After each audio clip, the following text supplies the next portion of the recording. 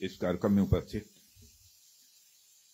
Shri Kiran Rijiju ji, minister parliamentary affairs and minority affairs, doctor Jitendra Singh, minister of state science and technology, और हमारे बीच video conferencing के माध्यम से जुड़े गवर्नर हिमाचल प्रदेश श्रीमान Shiv Pratap ji Shukla, governor Arunachal Pradesh lieutenant general Kaivalya Patnaik, governor Rajasthan Shri Haribhau Kishan Rao Bagde, chief minister Arunachal Pradesh Shri Pema Khandu, chief minister Mizoram Shri Lal Dhoma, lieutenant governor Jammu and Kashmir Shri Manoj Sinha ji, lieutenant governor Ladakh brigadier doctor V D Mishra, विभिन्न राज्यों और यूटी से जुड़े सम्मानित जनप्रतिनिधिगण एवं अधिकारीगण, general Upendra Dwivedi, chief of army staff Shri Rajesh Singh ji, defence secretary lieutenant general Raghu Srinivasan, DG border road,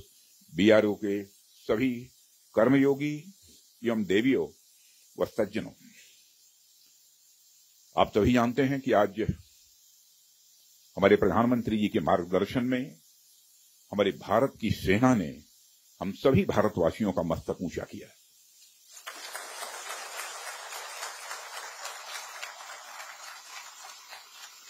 इसलिए मैं चाहता हूं कि एक बार अपने स्थान पर खड़े हो जाएं और मैं नारे लगाऊंगा। हमारे देश के सेना के जवानों के सम्मान में हम सभी बोलेंगे, भारत माता की, भारत माता की, भारत माता की। बहुत बहुत धन्यवाद।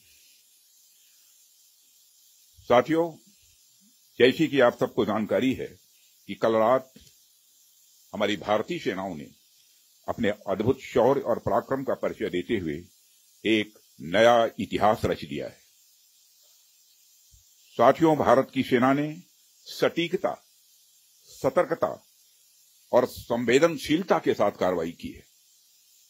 हमने जो लक्ष्य तय किए थे उन्हें ठीक समय तय योजना के अनुसार सटीकता से उन्होंने ध्वस्त किया है और किसी भी नागरिक ठिकाने, सिविलियन पॉपुलेशन को जरा भी प्रभावित न होने देने की संवेदनशीलता भी हमारी सेना ने दिखाई है।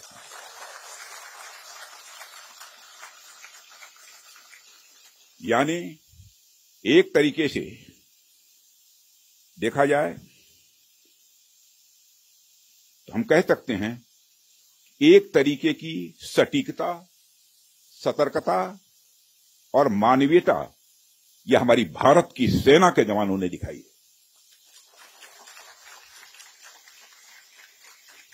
जिसके लिए मैं हमारे सेना के जवानों और अधिकारियों को पूरे देश की ओर से मैं साधुवाद देता हूं और सेना को संपूर्ण संबल प्रदान करने के लिए अपने प्रधानमंत्री माननीय नरेंद्र मोदी जी को भी मैं साधुवाद देता हूं।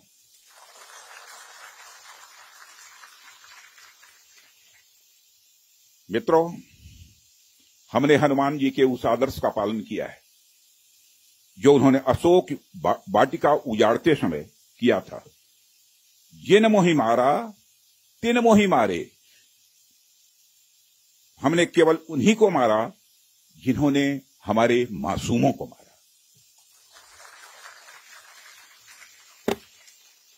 साथियों, प्रधानमंत्री श्री नरेंद्र मोदी के नेतृत्व में हमारी सेनाओं ने ऑपरेशन सिंदूर लॉन्च करके पहले की तरह ही इस बार भी आतंकियों को ट्रेनिंग देने वाले कैंप्स को तबाह करके करारा जवाब दिया है। भारत ने अपनी सरजमी पर हुए हमले का जवाब देने के लिए अपने राइट टू रेस्पॉन्ड का इस्तेमाल किया है और हमारी यह कार्रवाई बेहद सोच समझकर सधे हुए तरीके से की गई है। आतंकियों के हौसले पस्त करने के उद्देश्य से यह कार्रवाई महज उनके कैंप्स और इंफ्रास्ट्रक्चर तक ही सीमित रखी गई है। मैं पुनः हमारे आर्म्ड फोर्सेस के शौर्य को मैं नमन करता हूं। साथियों, आज बॉर्डर रोड ऑर्गेनाइजेशन के 66वें फाउंडेशन डे पर आपके बीच उपस्थित होना मेरे लिए गौरव का विषय है और यह खुशी की बात है कि आज इस इंपॉर्टेंट डे पर बीआरओ द्वारा निर्मित 50 इंफ्रास्ट्रक्चर प्रोजेक्ट्स का उद्घाटन करने का अवसर भी हमें प्राप्त हो रहा है। मैं आप सभी का आभार व्यक्त करता हूं कि आपने मुझे यहां आमंत्रित किया है। साथियों, किसी भी संस्थान के लिए उसका फाउंडेशन डे यह बहुत ही महत्वपूर्ण हुआ करता है। वैसे भी 65 वर्षों की आपकी जो यात्रा रही है वो बेहद गौरवशाली रही है। इसलिए आज का दिन उस गौरवमयी यात्रा को याद करने का दिन है। इसके साथ साथ यह दिन ठहर कर सोचने का भी दिन होता है कि अपनी अब तक की यात्रा में हमने क्या क्या हासिल किया है, और यह हमारी अब तक की कार्य प्रणाली का विश्लेषण करने का भी यह दिन है। साथ ही यह एनालिसिस करने का भी दिन है कि भविष्य में हमारी राह क्या होनी चाहिए। साथियों, मैं देख पा रहा हूं कि वीडियो कॉन्फ्रेंसिंग के माध्यम से देश के अलग अलग क्षेत्रों से हमारे कई साथी जुड़े हुए हैं। अक्सर हम उद्घाटन के अवसर पर बड़ी बड़ी संस्थाओं का और बड़ी बड़ी एजेंसीज का नाम तो लेते हैं, परंतु ऐसे कई कर्मयोगी हैं जो पर्दे के पीछे रहकर काम करते हैं। किसी प्रोजेक्ट को पूरा करने में उनका योगदान भी बेहद महत्वपूर्ण होता है। इसलिए मुझे लगता है कि आज का दिन उनके योगदान को एक्नॉलेज करने और एप्रिशिएट करने का भी दिन है। साथियों, आज जम्मू कश्मीर, लद्दाख, सिक्किम, मिजोरम, अरुणाचल प्रदेश, पश्चिम बंगाल और राजस्थान में कई प्रोजेक्ट्स का उद्घाटन हुआ है। कहने को तो यह सारे फिजिकल इंफ्रास्ट्रक्चर हैं, लेकिन मैं इन्हें सिर्फ फिजिकल इंफ्रास्ट्रक्चर ही नहीं समझता। हमें जो सड़कें दिखती हैं, जो पुल दिखते हैं, वह सिर्फ दो स्थानों को जोड़ने वाले नहीं होते हैं, बल्कि वह लोगों के दिलों को जोड़ने वाले होते हैं। इन प्रोजेक्ट से राष्ट्रीय सुरक्षा को तो मजबूती मिलती ही है, साथ ही साथ यह प्रोजेक्ट इन सभी रीजन्स को इकोनॉमिक प्रॉस्पेरिटी को भी बढ़ावा देते हैं। यह तमाम प्रोजेक्ट इन क्षेत्रों में ट्रांसपोर्टेशन, टूरिज्म और इकोनॉमिक एक्टिविटी को बढ़ावा देंगे, जिससे निश्चित रूप से यहाँ के निवासियों की आय में वृद्धि होगी, उनकी क्वालिटी ऑफ लाइफ में भी इम्प्रूवमेंट होगा और इन क्षेत्रों में समृद्धि आएगी यानी प्रॉस्पेरिटी आएगी। साथियों, मुझे बताया गया कि आज जिन इंफ्रा प्रोजेक्ट्स की शुरुआत की गई है, इनकी टोटल कॉस्ट लगभग 1900 करोड़ रुपए के आसपास की है। मुझे लगता है कि यह केवल उनकी नॉमिनल वैल्यू पर है। इसकी असली वैल्यू है वह तो हम आंक भी नहीं सकते।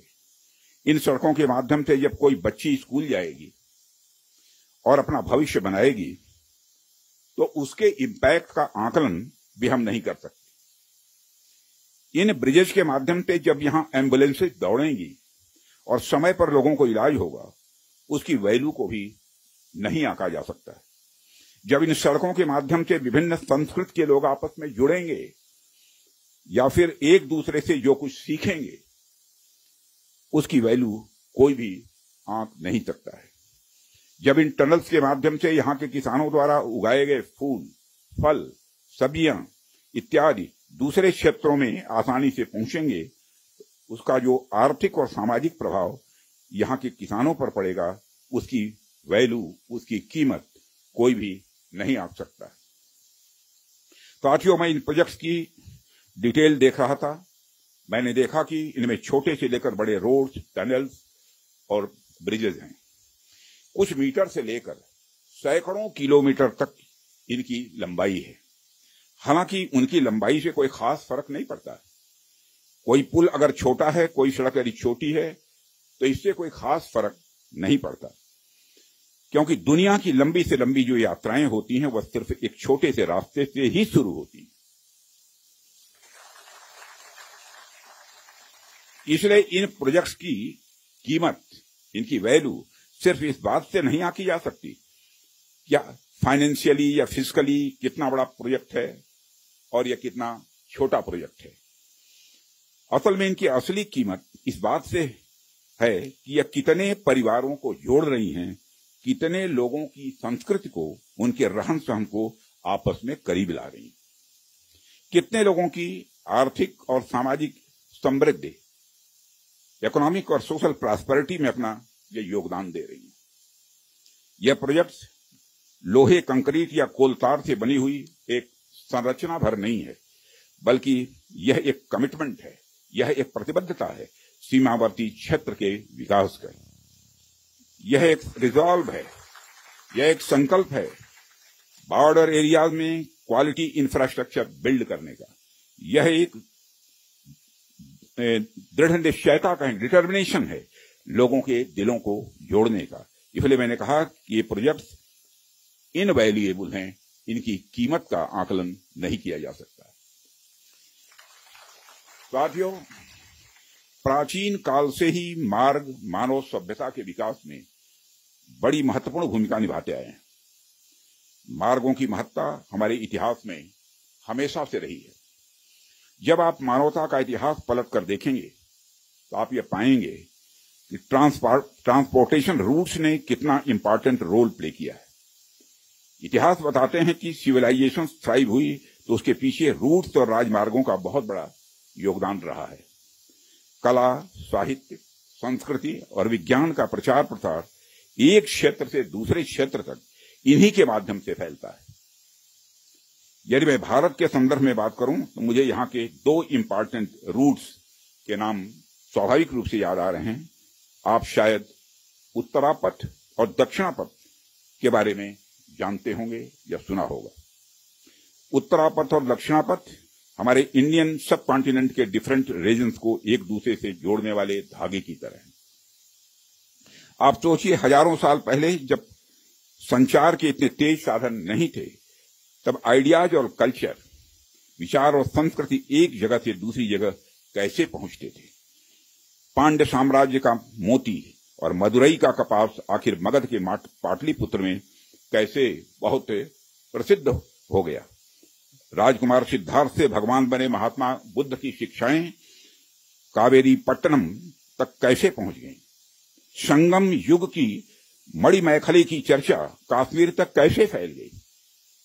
जब भारत में मॉडर्न पॉलिटिकल यूनिटी का कंसेप्ट भी नहीं आया था, तब से इन रूट्स ने सभ्यता और संस्कृति के विकास और आदान प्रदान में बहुत ही महत्वपूर्ण भूमिका निभाई है।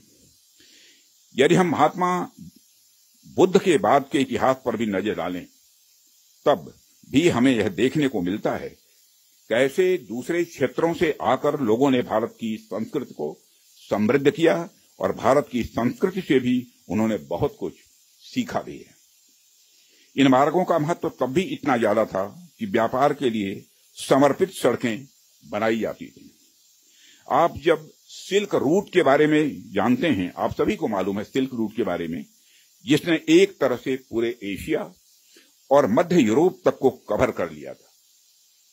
भारत से भी उस सिल्क रूट का एक बड़ा हिस्सा होकर गुजरता था, जिससे न सिर्फ सामान बल्कि संस्कृति और विचार का भी एक्सचेंज, आदान प्रदान यह होता था। एशिया और यूरोप के बीच कल्चरल एक्सचेंज, सांस्कृतिक आदान प्रदान में भी सिल्क रूट का बहुत बड़ा योगदान रहा है। साथियों, सिर्फ स्थलीय मार्ग का ही नहीं बल्कि जलीय मार्ग का भी ह्यूमन सिविलाइजेशन, मानव सभ्यता में एक बहुत बड़ा महत्व रहा है। मेसोपोटामिया की सभ्यता के साथ हमारा व्यापार जलीय मार्ग से ही होता था। अरब के जो व्यापारी आते थे वह भारत में जलीय मार्ग से ही आते थे। इन रूट्स का असर हमारे संस्कृति पर, हमारे परंपराओं पर और हमारी अर्थव्यवस्था पर तो पड़ा ही, साथ ही साथ इन रूट्स ने दुनिया को कई सारी नई चीजें भी सीखने को दी हैं। आप में से बहुत से लोग इस बात को जानते भी होंगे कि मानसून की हवाओं का जो कंसेप्ट है, और उसको सबसे पहले अरब के यात्रियों ने खोजा था, और वह कंसेप्ट तब खोजा गया था जब वह जलीय मार्ग से भारत में आते और जाते थे। इसी प्रकार भारत में हुई न्यूमेरिक्स, नंबर जो होते हैं, की खोज ने भी पहले अरब और बाद में यूरोप तक का रास्ता तय किया था।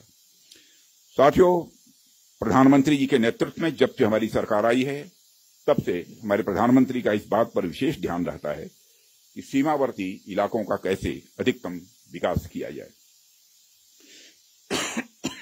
यह बताने की जरूरत नहीं है कि कैसे सीमावर्ती इलाकों को लंबे समय तक उसको उपेक्षित किया गया।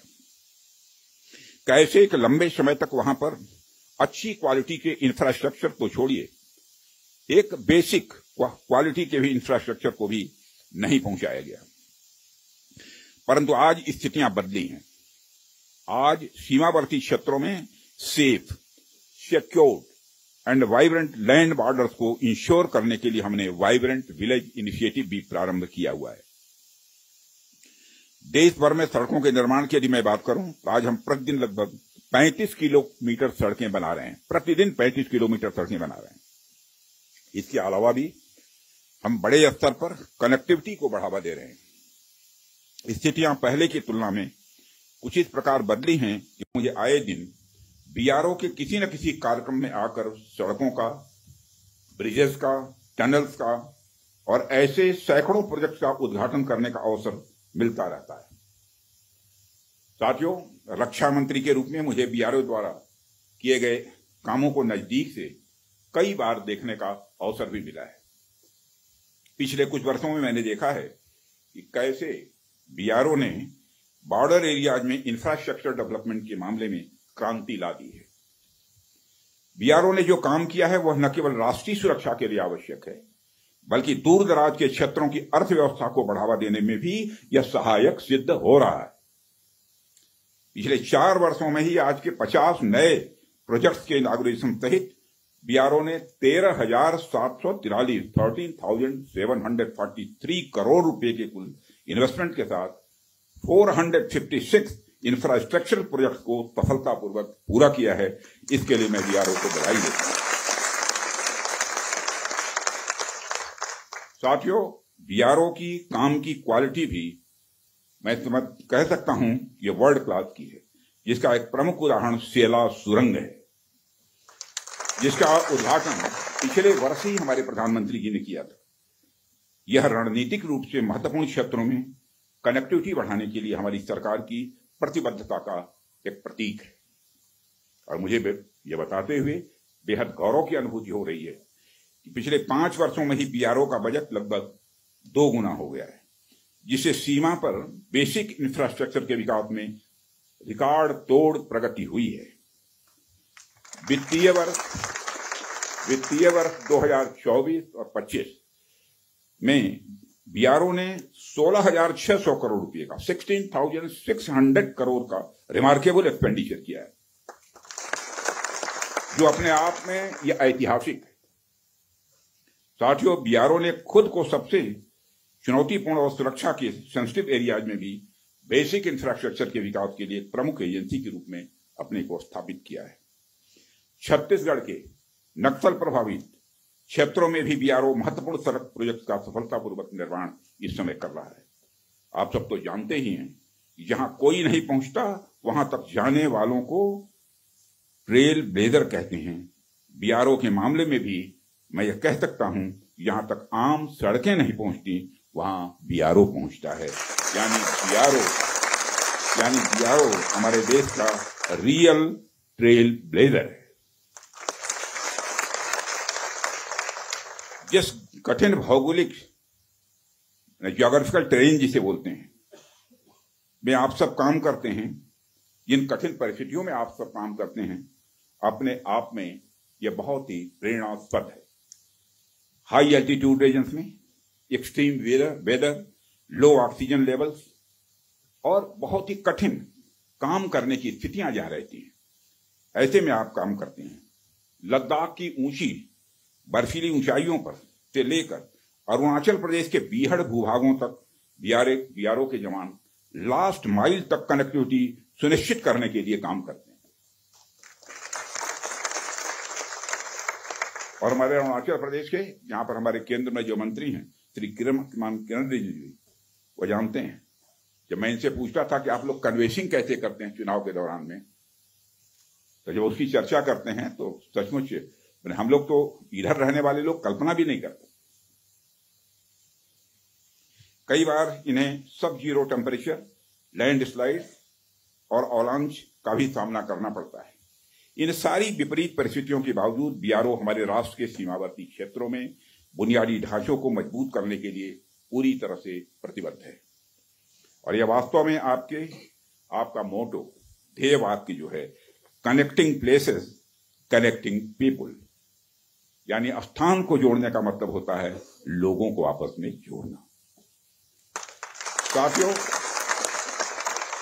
मैं यहां दोहराने की जरूरत नहीं समझता हूं कि बीआरओ का सबसे बड़ा रोल उसका रणनीतिक रोल है, स्ट्रेटेजिक रोल है। आज की जो परिस्थितियां हैं उसको ध्यान में रखते हुए तो यह रोल और भी महत्वपूर्ण हो जाता है। ऐसे में आपको यानी बीआरओ को हमेशा अपनी पूरी तैयारी रखनी होगी। आने वाले किसी भी इवेंट के लिए हमें तैयार रहना होगा और हमें यह सुनिश्चित करना होगा कि हमारी तैयारियां युद्ध स्तर की हों।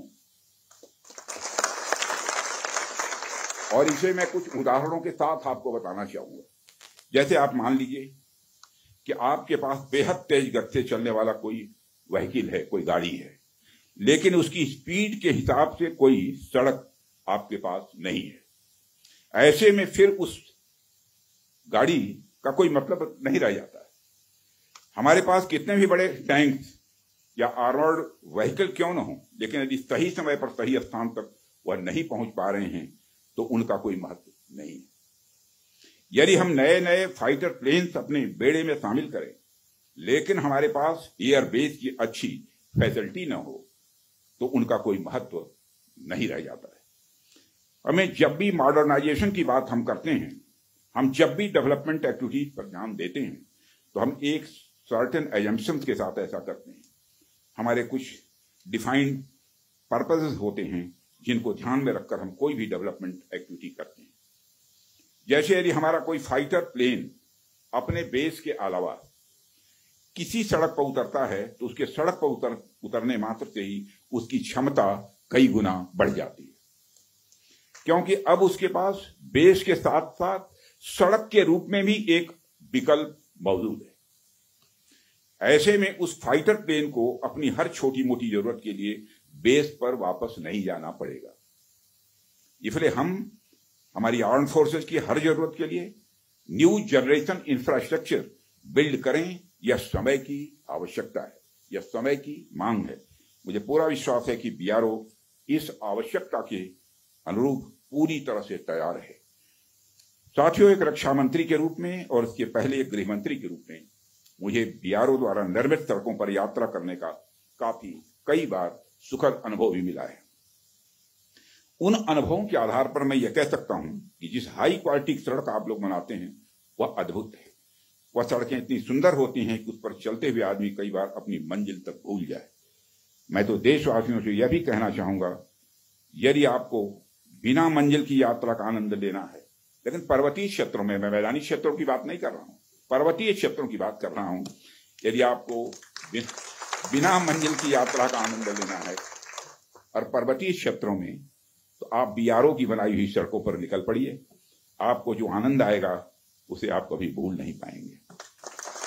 और मैं यह सिर्फ कहने के लिए नहीं कह रहा हूं, बल्कि बहुत सोच समझकर यह बात मैं कह रहा हूं। जब भी आप बीआरओ द्वारा निर्मित सड़कों पर जाएंगे तो जाहिर सी बात है आप सीमावर्ती इलाकों के लोगों से मिलेंगे, उनसे बातचीत करेंगे, आप वहां के कल्चर, वहां के अन्य जो परंपराएं हैं, प्रथाएं हैं, उनको पहचानेंगे और इससे कहीं ना कहीं आपको एक ऐसी यात्रा का अनुभव मिलेगा जिसे आप जिंदगी भर याद रखेंगे।